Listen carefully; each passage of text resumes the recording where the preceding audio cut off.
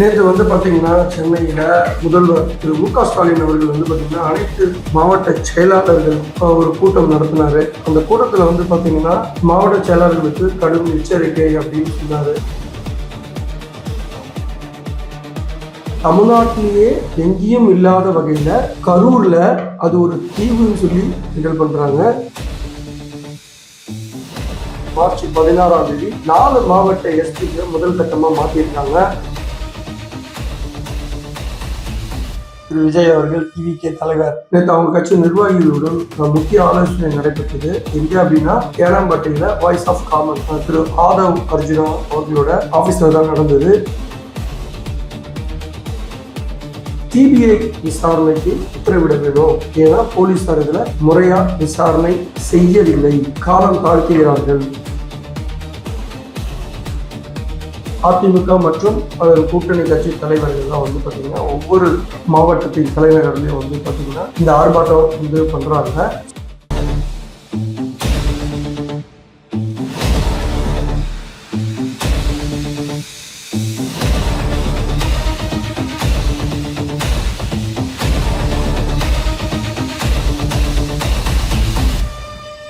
HKS voice நேயர்களுக்கு வணக்கம். கேள்விக்கு என்ன பதில் நிகழ்ச்சிக்கு உங்களை அன்புடன் வரவேற்கிறோம். நமது சமூகத்தில் தினந்தோறும் நடக்கும் நிகழ்வுகள், அரசியல் மாற்றங்கள் மற்றும் நீதி கேட்டு நிற்கும் அநீதிகள் என ஒவ்வொன்றையும் அலசுவதுதான் இந்த நிகழ்ச்சியின் நோக்கம். இன்று நம்முடன் விவாதிக்க பல கோணங்களில் சமூகத்தை உற்று நோக்கவும் நமது ஆசிரியர் ஹரிகிருஷ்ணன் சார் அவர்கள் இணைந்திருக்கிறார். வாருங்கள் நிகழ்ச்சிக்குள் செல்வோம். பட் வீடியோக்குள்ள போறதுக்கு முன்னாடி நீங்க நம்ம சேனலை ஃபர்ஸ்ட் டைம் பாக்குறீங்கன்னா மறக்காம சப்ஸ்கிரைப் பண்ணிக்கோங்க. கூடவே அந்த பெல் ஐக்கனையும் கிளிக் பண்ணிக்கோங்க. உங்களுடைய கேள்விகளை மறக்காம கமெண்ட் செக்ஷன்ல ஷேர் பண்ணுங்க. வாங்க வீடியோக்குள்ள போலாம். வணக்கம் சார். வணக்கம் சார். நேற்றைய தினம் திமுக தலைவர் திரு மு.க. ஸ்டாலின் அவர்கள் திமுக மாவட்ட செயலாளர்கள் மீட்டிங்ல திமுக மாவட்ட செயலாளர்களுக்கு கடும் எச்சரிக்கை அப்படின்னு சொல்லி நிறைய நியூஸ் சேனல்ல மற்றும் செய்தித்தாள்ல எல்லாம் வந்திருக்கு சார். எதற்காக இந்த செயலாளர்களுக்கு எச்சரிக்கை கொடுத்திருக்காரு அப்படின்றத பத்தி கொஞ்சம் சொல்றீங்களா சார்? நேற்று பாத்தீங்கன்னா சென்னையில முதல்வர் திரு மு.க. ஸ்டாலின் அவர்கள் பாத்தீங்கன்னா அனைத்து மாவட்ட செயலாளர்கள் ஒரு கூட்டம் நடத்தினாரு. அந்த கூட்டத்துல பாத்தீங்கன்னா மாவட்ட செயலாளர்களுக்கு கடும் எச்சரிக்கை அப்படின்னு சொன்னாரு. இவர் கடும் எச்சரிக்கை சொல்லுவாரு, நடவடிக்கை எடுக்கப்படும்னு சொல்லுவாரு. எதுக்காக அதை சொல்லியிருக்காரு அப்படின்னா, வருகின்ற சட்டமன்ற எலெக்ஷன்ல பாத்தீங்கன்னா ஒவ்வொரு மாவட்டத்திலையும் கோஷ்டி பூசல் தலை விரிச்சு ஆடுது. இந்த பிரச்சனை எல்லாமே பாத்தீங்கன்னா அவருடைய மருமகன் திரு சபரீஷன் அவர்கள் பாத்தீங்கன்னா ஒவ்வொரு மாவட்டத்திலையும் பயணம் செஞ்சு அங்க இருக்கிற கரண்ட்ல பிரசன்ட்ல இருக்கிற மாவட்ட செயலாளர்கள், மந்திரிகள், கரண்ட்ல இருக்க எம்எல்ஏக்கள், முன்னாள் எம்எல்ஏக்கள், அங்க இருக்க ஒன்றிய செயலாளர்கள், இவங்க கூட எல்லாம் ரொம்ப டீப்பா எல்லாருக்கிட்டையும் ஒரு டிஸ்கஷன் பண்ணும்போது நிறைய இடத்துல பிரச்சனைகள் தலைவிரிச்சு ஆடுது. இதே அம்சம் போச்சு அப்படின்னா கண்டிப்பா 2026 எலெக்ஷன்ல திமுகவுக்கு மிகப்பெரிய பின்வடையவா இருக்கும் அப்படின்றதுதான் பெண் நிறுவனத்தோட ரிப்போர்ட் முதல்வர் கவனத்துக்கு கொண்டு செல்லப்பட்டது. அப்போ பிரச்சனைகள் இவ்வளவு இருக்குன்னா ஏன் இருக்காது அப்படின்றது ஒரு கேள்வி. ஏன் அப்படின்னா இவருதான் மாற்று கட்சியில இருக்கிற, அதாவது குறிப்பா அனைத்து இந்திய அண்ணா திராவிட முன்னேற்ற கழகத்தில் இருக்கிற கட்சியில இருக்கிற முன்னாள் மந்திரிகளா இருக்கட்டும், முன்னாள் மாவட்ட தலைவர்களா இருக்கட்டும், எல்லாரையும் சேர்த்துக்கிறாரு. குறிப்பா பாத்தீங்கன்னா ஓபிஎஸ் அவர்களை பாத்தீங்கன்னா அவர் சேர்த்துக்கிட்டதுனால மிகப்பெரிய கட்சிக்குள்ள பாத்தீங்கன்னா எதிர்ப்பு இருக்கு அப்படின்றதுதான் இந்த இடத்துல சொல்லப்படுது. என்னன்னா திமுக வரவங்களை எல்லாம் சேர்த்துட்டு அவங்களுக்கு எம்எல்ஏ சீட்டோ கட்சி பதவியோ கொடுத்துட்டா காலங்காலமா இந்த கட்சியில இருக்க எங்களுக்கு என்ன பிரயோஜனம் இருக்கு, யூஸ் இருக்குன்ற மாதிரி ஒரு பிம்பம் பாத்தீங்கன்னா அந்த கட்சிக்குள்ள இருக்கிற தொண்டர்களுக்கும் நிர்வாகிகளுக்கும் ஏற்பட்டிருக்கு, இரண்டாம் கட்ட நிர்வாகிகளுக்கு ஏற்பட்டிருக்கு. இதையெல்லாம் பேஸ் பண்ணி தான் அவரு நேற்றைய மீட்டிங்ல பாத்தீங்கன்னா மாவட்ட தலைவர்கள் அத்தனை பேருக்கும் ஒரு கடும் எச்சரிக்கை கொடுத்திருக்காரு. என்ன அப்படின்னு நீங்க பாத்தீங்கன்னா வருகின்ற எலெக்ஷன்ல நான் சீட்டு கொடுக்கிறது, தட் மீன்ஸ் அந்த இடத்துல அவர் என்ன சொல்றாரு அப்படின்னா மக்களால் வரவேற்கப்பட்ட கூடியவர்கள், மக்களால் பரிச்சயமானவர்கள், மக்கள் கிட்ட நல்ல பேர் எடுத்தவங்க, இவங்களுக்கு தான் நான் சீட்டு கொடுக்க போறேன். அப்படி அந்த சீட்டு கொடுக்கறவங்களுக்கு, உங்களுக்கு சீட்டு கிடைக்காதவங்களுக்கு கோவப்பட்டோ வேலை செய்யாமையோ இல்ல அண்டர் கிரவுண்ட்ல கட்சிக்கு எதிராக வேலை செய்தீங்கன்னா உங்க மீது கடும் நடவடிக்கை எடுக்கப்படும் சொல்றாரு. இவர் எடுப்பாருன்னு நம்ம நினைக்கிறோமா? நிச்சயமா இவரால் எடுக்க முடியாதுன்னு தான் நான் சொல்லுவேன். இதுக்கு முன்னாடி வந்து பாத்தீங்கன்னா ஒரு 3 இயர்ஸ்க்கு முன்னாடி வந்து பாத்தீங்கன்னா ரொம்ப புலம்பிய ஒரு மீட்டிங்ல கட்சியினர் முன்னாடி வந்து சொல்லுவாரு, என்னன்னா ஒவ்வொரு நாளும் நான் தூங்க போறதுக்கு முன்னாடி பயந்துட்டே தூங்க போறேன், திருப்பி கண் விழிச்சு பார்க்கும்போது இன்னைக்கு என்ன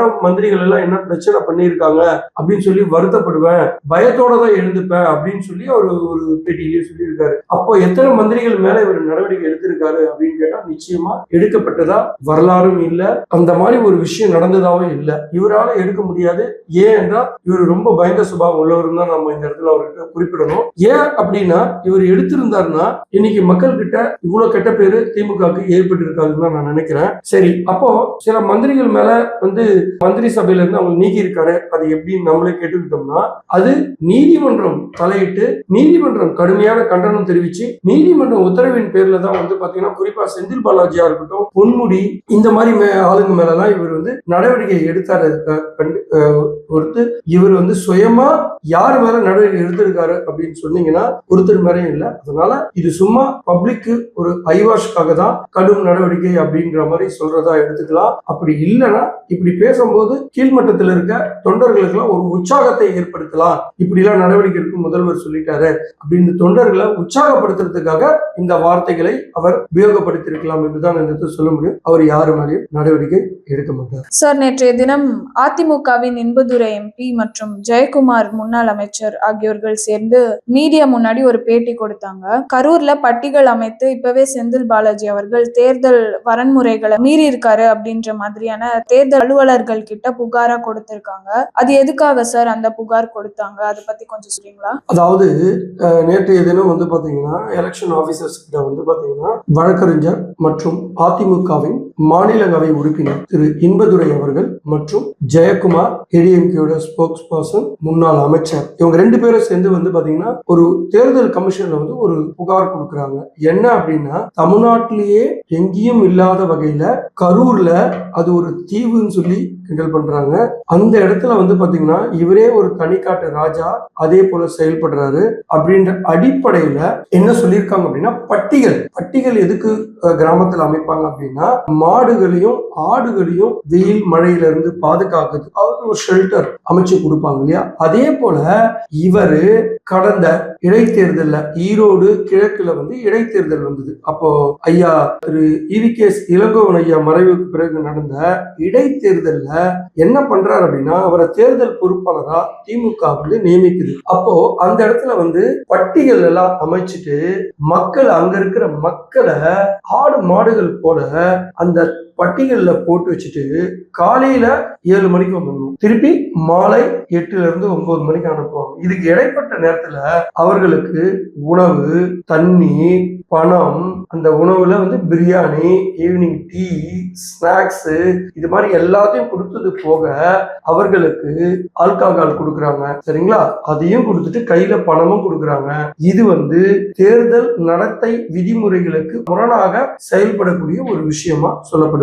என்ன அப்படின்னா 2 விஷயமா அதுல பார்க்கப்படுது. இவங்களுக்கு டெய்லி அந்த ஷெல்டர்ல போட்டு வச்சுட்டா இவங்களால வேற எங்கேயும் அடுத்த மாற்று கட்சியினருக்கு தேர்தல் பரப்புரைக்கு பின்னாடி போக மாட்டாங்க. அதே நேரத்துல இவங்களுக்கு தேவையானதை செய்து வச்சுட்டோம்னா இவங்க இந்த கட்சிக்கு, அதாவது குறிப்பிட்ட கட்சிக்கு திமுகவுக்கு ஓட்டு போடுறதுக்கு அவங்களை அடைச்சு வைக்கிறாங்க. இது மனித உரிமையை மீறப்பட்ட செயலாகவும் பார்க்கப்படுகிறது, தேர்தல் வரன்முறையை மீறப்பட்ட செயலாகவும் பார்க்கப்படுகிறது. அதே போல ஒரு சிச்சுவேஷனை இப்போ அதாவது வருகின்ற ஏப்ரல் 23ஆம் தேதி நடைபெற போகிற சட்டமன்ற தேர்தலுக்காக இப்பவே பரப்புரையை மேற்கொள்வதற்காக பட்ட இடத்துல இப்ப வந்து புறம்போக்கு இடத்துலயோ இல்ல அன்னோன் ப்ராப்பர்ட்டிலயோ இவங்க போல பட்ட இடத்துல பட்டா வாங்கி உரிமையாளர்கள்கிட்ட பணத்தை கொடுத்துட்டு அந்த இடத்துல ஷெல்டர் போட்டு இப்பவே அவர் அதுக்கு உண்டான ஆயுதத்துக்கு தயாராகிட்டு இருக்காரு.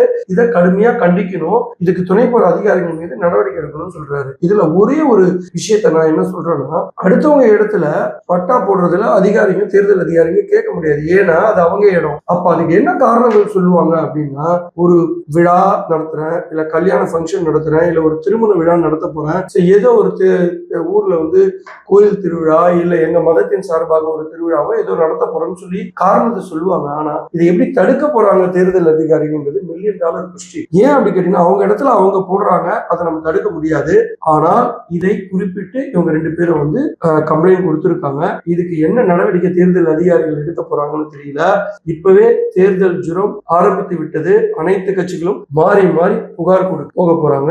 பொறுத்திருந்து பார்ப்போம். சார், தேர்தல் கமிஷன் சார்பா கரூர் உட்பட 4 மாவட்ட எஸ்பிக்களை அதிரடியா மாற்றி இருக்கு தேர்தல் ஆணையம். ஏன் இந்த அதிரடி உத்தரவு சார்? ஏதாவது அவங்க மீது புகார் அளிக்கப்பட்டதா? ஆக்சுவலி பொதுவா தேர்தல் கமிஷன் வந்து வரன்முனைக்கு வந்துருச்சு. ஏன்னா டேட் எப்போ டிக்ளேர் பண்றாங்களோ அப்ப தேர்தல் கமிஷன்ல வந்து பாத்தீங்கன்னா காவல்துறையா இருக்கட்டும், அட்மினிஸ்ட்ரேஷனா இருக்கட்டும், இது எல்லாமே வந்து தேர்தல் அதிகாரிகளோட கட்டுப்பாட்டுக்கு போயிடும். இதுல பொதுவா எப்படி வந்து தேர்தல் கமிஷன் வந்து தலையிடும் அப்படின்னு கேட்டீங்கன்னா, குறிப்பிட்ட அதிகாரிகள் மீது எதிர்கட்சிகளோ அல்லது பொதுமக்களோ இவர் வந்து ஒரு கட்சிக்கு சார்பா செயல்படுறாரு அப்படி இல்ல பாதிக்கப்பட்டவர்களோ சொன்னாங்கன்னா, தேர்தல் கமிஷன்ல உண்மையான முகாந்திரம் இருந்ததுன்னா அந்த அதிகாரிகள் மீது நடவடிக்கை எடுத்து மாற்றப்படுவார்கள். அதன் அடிப்படையில் வந்து பாத்தீங்கன்னா, நேற்றைய தினம் அதாவது மார்ச் 16ஆம் தேதி 4 மாவட்ட எஸ்பிக்களை முதல் கட்டமா மாத்திருக்காங்க.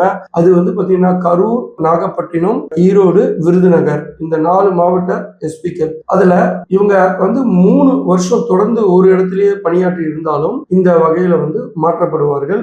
ஏன்னா ஒரே இடத்துல 3 வருஷம் யாரெல்லாம் பணியாற்றி இருக்காங்களோ அதை தேர்தல் கமிஷனோட நாம்ஸ் பிரகாரம் அவங்க வந்து ரீசஃபில் பண்ணணும்ன்றது ஒரு முறை. இவர்கள் மீது குறிப்பாக வந்து புகார் அளிக்கப்பட்டதாகவே நமக்கு கிடைச்ச தகவல். அதுல வந்து பாத்தீங்கன்னா எதிர்கட்சிகள் வந்து பாத்தீங்கன்னா இவங்க 4 பேரும் வந்து ரொம்ப மும்முரமா திமுக ஆளுங்கட்சிக்கு சார்பாக செயல்படுறாங்கன்னு சொல்றாங்க.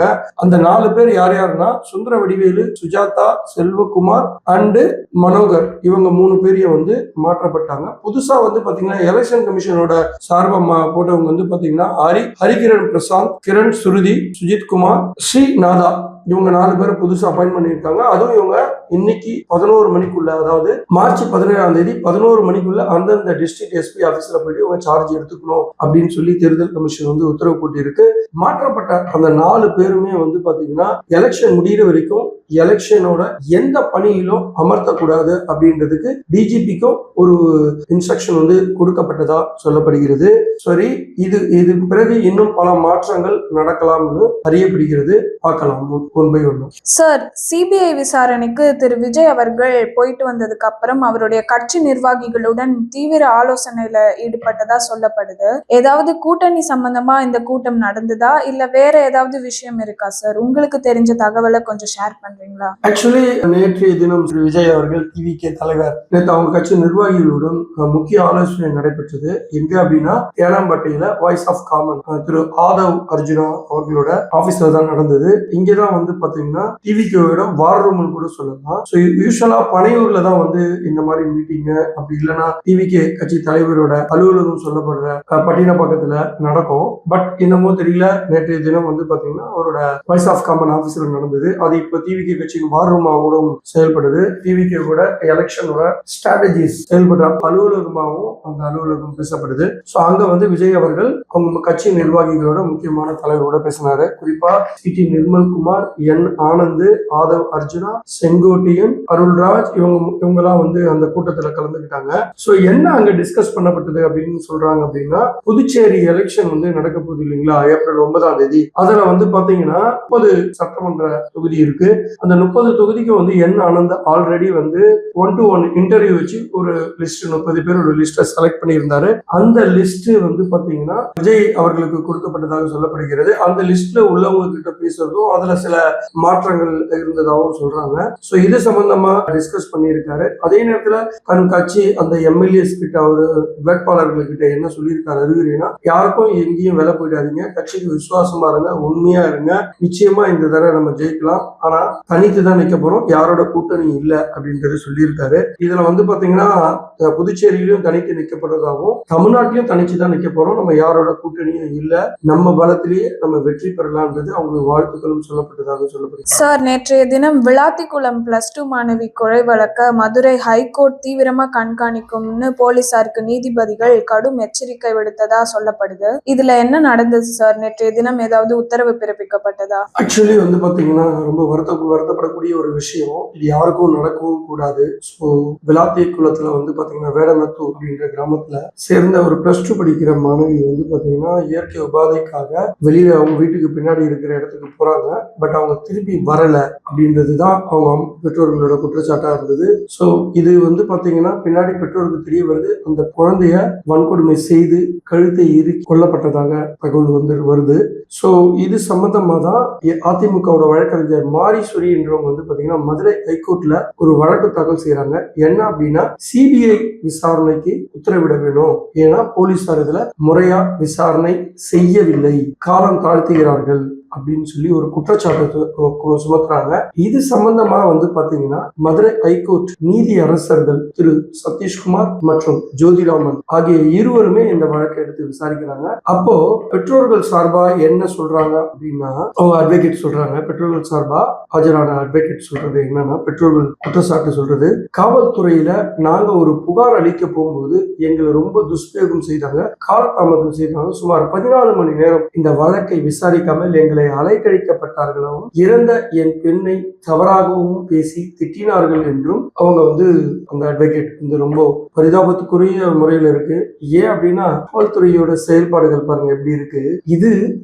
இது வந்து இந்த மாதிரி ஒரு துறை சமூக நமக்கெல்லாம் செய்திகள் பாதிக்கப்பட்ட குடும்பத்துக்கு எவ்வளவு பெரிய இழப்பா இருக்கும் நம்ம யோசிக்கணும். காவல்துறையை சேர்ந்தவங்க மனிதாபிமானத்தோட நடந்துக்கணும். இதுக்கு பொறுப்பு வகிக்கிற தமிழக முதல்வர் தான் வைக்கி தலை குனியணும். சோ பெண்கள் பாதுகாப்பா இருக்காங்களா அப்படின்னு நீங்க வந்து முதல்ல யோசிச்சு பதில் பேசுங்க முதல்வர் அவர்களே. ஏன் அப்படின்னா இன்னைக்கு தினம் தினம் தினம் தினம் தினம் ஒவ்வொரு செய்தி சேனல்லையும் பேப்பர்லயும் பாத்தீங்கன்னா சின்ன குழந்தை 2.5 வயசு குழந்தையில இருந்து 70 வயசு பாட்டி வரைக்கும் இன்னைக்கு வந்து பாதுகாப்பு இல்லை. யோசிச்சு பாருங்க, ஒரு கிருஷ்ணகிரியில 60 வயசு மதிக்கத்தக்க ஒரு பாட்டிய அவருடைய தாத்தா, அதாவது அவருடைய கணவரை கல் எடுத்து மண்டையில போட்டு சாவடிச்சுட்டு மட்டும் இல்லாம அந்த பாட்டிய கற்பழிச்சுட்டு ஓடி போறாங்க அளவுக்கு இன்னைக்கு போதை கலாச்சாரம் பெருகி இருக்கு. இதுக்கு காரணம் போதை அப்படின்றத யோசிக்காம இன்னைக்கு பட்டி தொட்டி எல்லாம் எங்க பார்த்தாலும் கஞ்சா போதை குடிக்கிறதுக்கு வந்து டாஸ்மார்க் வந்து ஓபன் பண்ணி வச்சுட்டு சந்துக்கு சந்து வச்சிருக்கீங்க. இது போக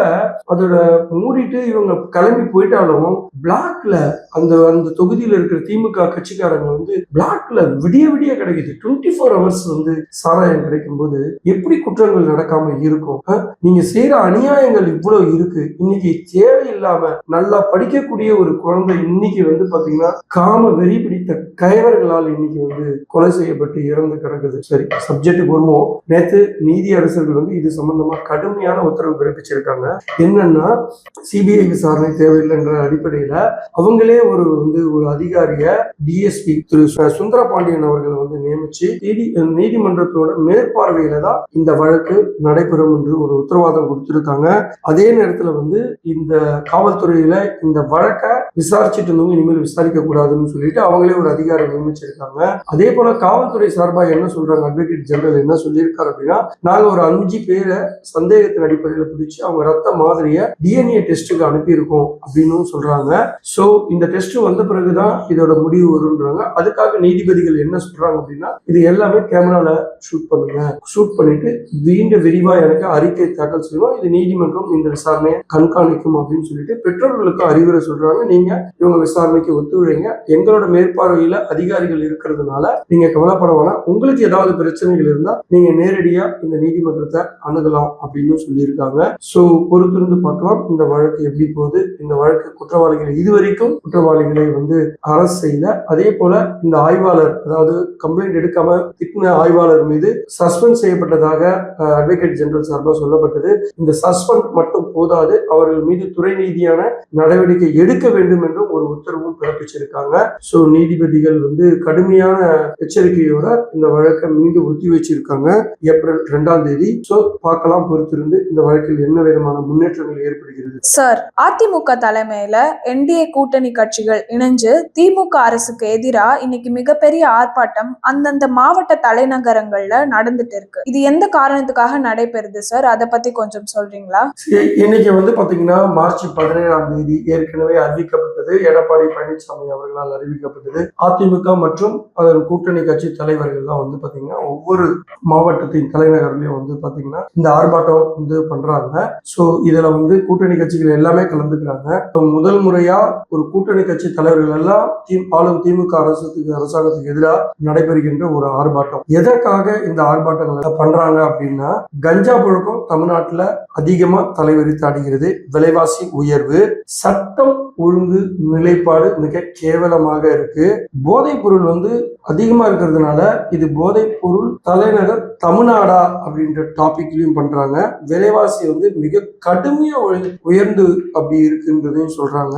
அதே போல ஒரு பாதுகாப்பது இல்லாத தமிழ்நாடு, குறிப்பாக பெண்களுக்கும் மாணவர்களுக்கும் அப்படின்ற இதுலயும் சொல்றாங்க. அதே போல நிறைய டாக்ஸ், வரி, அதாவது இன்னைக்கு வந்து பாத்தீங்கன்னா தர வாடகையா இருக்கட்டும், பில்டிங் வந்து வரியா இருக்கட்டும், தண்ணீர் வரியா இருக்கட்டும், இது மாதிரி ஒவ்வொரு விஷயத்தையும் வந்து குப்பை வரியா இருக்கட்டும், எல்லாத்திலயும் வரியை போட்டு நாட குட்டி சுவராக்கிச்சு மக்கள் தலையில வந்து சுமையை ஏத்திட்டாங்க அப்படின்னு சொல்றாங்க.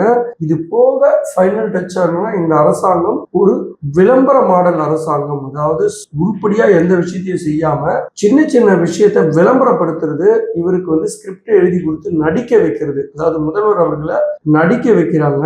இந்த மாதிரி ஒவ்வொரு விஷயத்தையும் செயல்படுது. உருப்படாத ஒரு அரசாங்கம். இந்த தமிழக மக்களுக்கு இது ஒரு வேண்டாத அரசாங்கம் அப்படின்ற தலைப்புல இந்த ஆர்ப்பாட்டங்கள் நடைபெறுது. இது நல்ல விமர்சையான, அதாவது ரொம்ப ஒரு பெரிய பார்வையை மக்கள் மத்தியில ஏற்படுத்தியிருக்கு அப்படின்னு வந்து நமக்கு கிடைக்கிற தகவல் சொல்லுது. சோ நல்ல விஷயம். இது மாதிரி ஆளுங்கட்சிக்கு எதிராக எதிர்கட்சிகள் தங்கள் கடமையை சரியா செய்தாங்கன்னா நிச்சயமா ஆளுகின்ற அரசாங்கம் புரிஞ்சுக்கிட்டு தன் தவறை திருத்திக்கிறதுக்கு ஒரு வாய்ப்பா அமையும். ஆனா இதுக்கப்புறமா திமுக அரசாங்கம் திருத்தறதுக்கு நேரம் இல்ல. மக்கள் மாற்றத்துக்கான முடிவை எடுப்பார்கள் என்று நாம் நம்புவோம். சார், இன்றைக்கான அரசியல் மற்றும் சமூகம் சார்ந்த நிகழ்வுகளை ரொம்ப விரிவா எங்களுக்கு எக்ஸ்பிளைன் பண்ணிருந்தீங்க. ரொம்ப நன்றி சார். நன்றி.